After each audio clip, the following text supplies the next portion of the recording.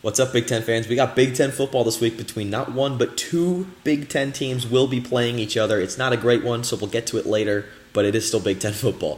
First up, we got Duke traveling to Rhine Field to play Northwestern.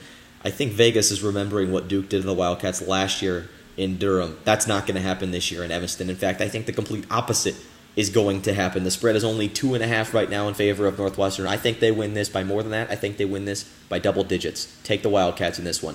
New Mexico travels to Camp Randall to play Wisconsin and got the Badgers by a lot. Western Michigan, this is not PJ Fleck's Western Michigan team anymore. Remember that. They're not that good, is going to play Michigan, and they're going to get stomped. I think Michigan wins this one, and maybe just hopefully we can find an offensive identity for Jim Harbaugh. If he can't find it, we have to help him because he needs it. Eastern Michigan playing Purdue. I like Purdue in this one. They're double-digit favorites for a reason. Eastern Michigan, not that good. Don't let the records deceive you. Purdue wins this one. Rutgers and Ohio State. Ohio State by a lot. That's our Big Ten game. It's on BTN, but Ohio State's going to handle Rutgers. You don't need me to tell you that.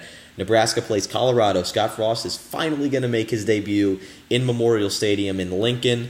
The forecast for this one looks better than it did last week. They're not supposed to get any rain, although I'm not a weatherman. Don't quote me on that. But right now it looks like they'll stay pretty dry.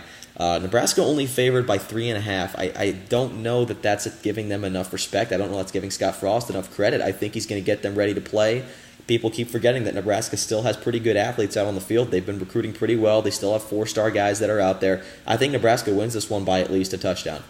The Cy-Hawk Trophy. The battle for the Cy-Hawk Trophy. Iowa State and Iowa. Iowa favored by 3.5. We didn't see Iowa State last week. Didn't see enough from Iowa that really drove me crazy one way or another. Iowa favored by a field goal because they're at home. This is essentially a pick'em, but I still think Iowa's going to surprise some people this year, and if they lose this game, who knows if that's even going to come close to happening.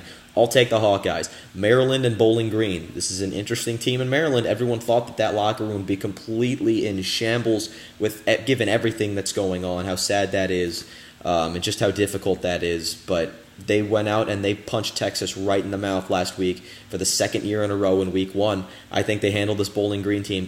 They're playing this game on the road, but I think they win this game by double digits. That's the spread right now, is Maryland by 16. Western Illinois and Illinois. Boy, I hope Lovey can win this one by double digits. He needs it. It's not looking good for him in Champaign. Fresno State and Minnesota. PJ Fleck squad only favored by 1.5.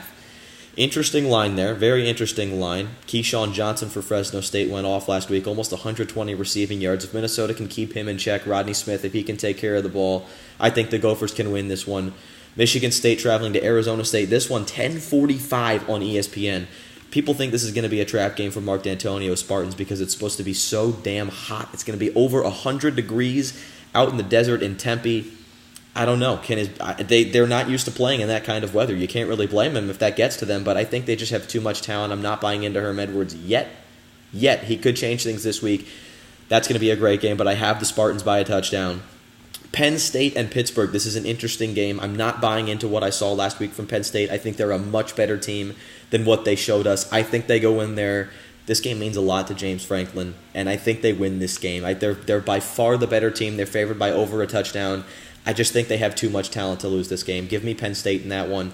And then the last one I have here is Virginia and Indiana. Who knows what this game is going to look like? I'm sitting in Bloomington right now. I'm looking out my window, and I see some clouds rolling in. It's going to start raining this afternoon, and it's not going to stop until Sunday afternoon. We're getting the effects of Tropical Storm or Hurricane Gordon. I'm not sure what it was when it made landfall, but whatever that storm was that made landfall in Mississippi, Alabama, down in the south earlier this week, we are getting the tail end of the effects of that. And that's going to keep this game really, really wet the entire time. It's going to rain all day Saturday, so that's going to change things. And that may play to Indiana's favor because quarterback for Virginia last week, Bryce Perkins, showed that he can scoot, and Indiana's running game took another blow with Cole Guest tearing his ACL. So now they're down to their third-string running back is going to be their starter in week 2.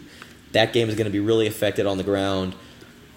I don't know what's going to happen here. It's going to be really wet. It's going to be backyard football, and it's going to be fun. I'll take Indiana by a field goal just because they're at home, but this game's going to be weird. All right, guys, thanks for tuning in. Let's have some good games this week. We'll catch you guys Monday.